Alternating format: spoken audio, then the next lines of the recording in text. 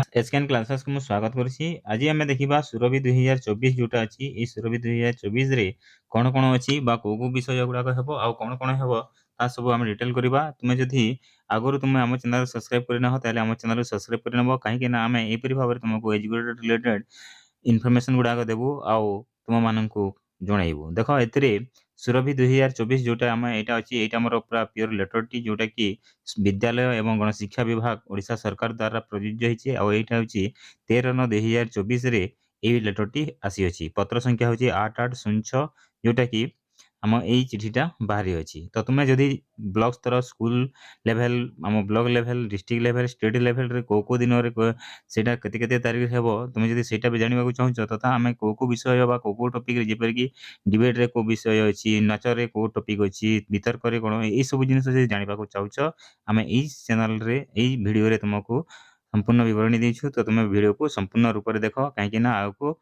एपरी भाव में तुमको जानवा पड़ो। तो देख ए यहाँ क्या पढ़ाई ना समस्त जिलापाल तथा अध्यक्ष समग्र शिक्षा ओडिशा को पढ़ाई।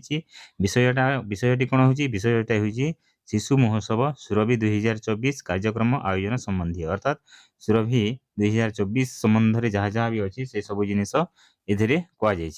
तो ये मुझे डिटेल तुम चिठीटा दे दूसरी देखुच। देख महाशय शिक्षा माध्यम पिलामानंकर पूर्णांग विकास विद्यालय सर्वांगीन उन्नति तथा विद्यालय विभिन्न कार्यक्रम गोष्ठी सहयोग एवं सचेतनता निमंते आपण प्रयास को साधुवाद जनाऊँ।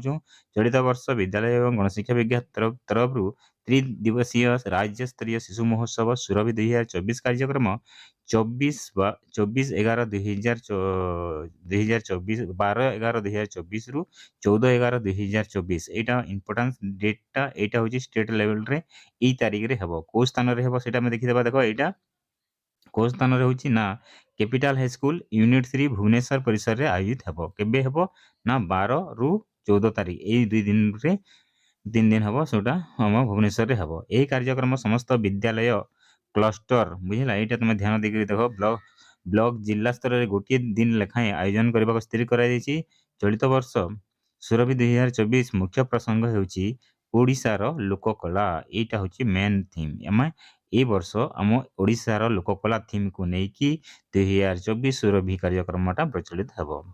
ठीक अच्छे तापर यही स्तर गुड़ाक कार्यक्रमटा केवे कौन कौन हम देख ये कार्यक्रम विद्यालय स्तर में 17/9/2024 ठारू 19/9/2024 माने देख आउ मात्र 2 ना 4 दिन रहा 17 तारीख जोटा कि मंगलवार आसंता मंगलवार दिन रू एटा स्टार्ट हो मंगलवार बुधवार गुरुवार ये 3 दिन मध्य तुम कौन ना स्कूल लेवल कर क्लस्टर लेवल केते तारीख हम 23 रु 27 तारीख हम क्लस्टर लेवल तापर ब्लॉक स्तर में हम 1 तारीख रु हम 5 तारीख भितर एवं जिला स्तर में हम 21/10 तारीख रु हम 28/10/2024 तारीख मध्य।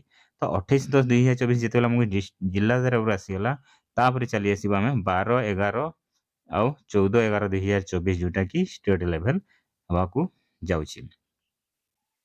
विभिन्न स्तर में सुरभि 2024 कार्यक्रम प्रतियोगिता को सुचारू रूपे परिचालन करने निमंते यही नियमावली आपणकर गोचरार्थे प्रेरण करागला। तदनुसार विद्यालय क्लस्टर ब्लॉक जिला स्तर में पिलामानंक मध्य विभिन्न प्रतियोगिता कराई मनोनीत कृति प्रतियोगिता मानक राज्य स्तरीय शिशु महोत्सव सुरभि कार्यक्रम में भाग नेबार सुजोग दिगला बोलिकी दिज्व बोलिकी कहुई। तापर कौन कहुई देख विद्यालय ब्लॉक विद्यालय क्लस्टर ब्लॉक जिला स्तर में सुरभि 2024 कार्यक्रम आयोजन निमंते आवश्यक अर्थराशि समग्र शिक्षा अभिनव विभाग रु खर्च कर जिलावारी अनुमोदित खर्च राशि परिमाण एसह संलग्न करागला। जिला शिक्षाधिकारी तथा जिला प्रकल्प संयोजक डीओकम टीपीसी एक संक्रांत आवश्यक अर्थ नियम अनुसार विभिन्न स्तर पर राज्य स्तर लिमिट फिक्सेशन तन्मध्यरु यही खर्च करने सीआरसीसी बीईओ डीओकम टीपीसी यथारीति पदक्षेप नेबे।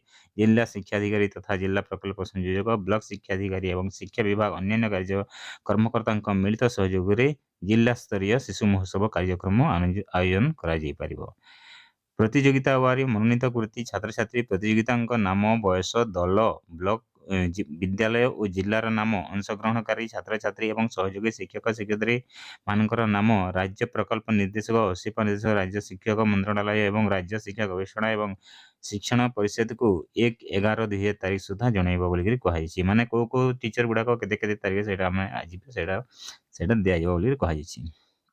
ଜିଲ୍ଲା ସ୍ତରରେ ଜିଲ୍ଲାର ସମସ୍ତ ବିଦ୍ୟାଳୟରେ 11/11/2024 ତାରିଖ ଜାତୀୟ ଶିକ୍ଷା ଦିବସ, ଠିକ ଅଛି, ଜାତୀୟ ଶିକ୍ଷା ଦିବସ ଓ 14/11/2024 ତାରିଖ ଶିଶୁ ଦିବସ ବିଦ୍ୟାଳୟ ପରିଚାଳନା ଉନ୍ନୟନ କମିଟି ସଭ୍ୟ ଅଭିଭାବକମାନଙ୍କ ସହଯୋଗରେ ପାଳନ କରାଯିବ ବୋଲିକିରି କୁହାଯାଇଛି। ଏଥି ସମ୍ବନ୍ଧୀୟ ବିନିଯୋଗ ପ୍ରମାଣପତ୍ର 30 ନଭେମ୍ବର 2024 ସୁଦ୍ଧା ନିର୍ଦ୍ଧାରିତ ନୀତି ନିୟମ ଅନୁଯାୟୀ ପ୍ରଦାନ କରାଯିବ। ଆଉ ସୁରଭି 2024 କାର୍ଯ୍ୟକ୍ରମକୁ ସୁଚାରୁ ରୂପେ ରୂପାୟନ ନିମିତ୍ତ ଆପଣଙ୍କ ସହଯୋଗ କାମନା କରୁଛି, ଶୁଭେଚ୍ଛା ବୋଲିକି କହିଲା। ଏଇଟା ଯୋଉଟାକି ଆମ ସୁରଭି ପାର୍ଟି ଟିମ୍ ତରଫରୁ କରାଯାଇଛି। ଆଉ ଏଇଟା ହେଉଛି ସୁରଭି 2024 ନିୟମାବଳୀ କ'ଣ କ'ଣ ଅଛି ମୁଁ ନେକ୍ସଟ ଭିଡ଼ିଓରେ ଦେବି। ଏହାକୁ ତୁମେ ଆମ ଚ୍ୟାନେଲ ସହିତ ଯୋଡ଼ିକରି ରଖ।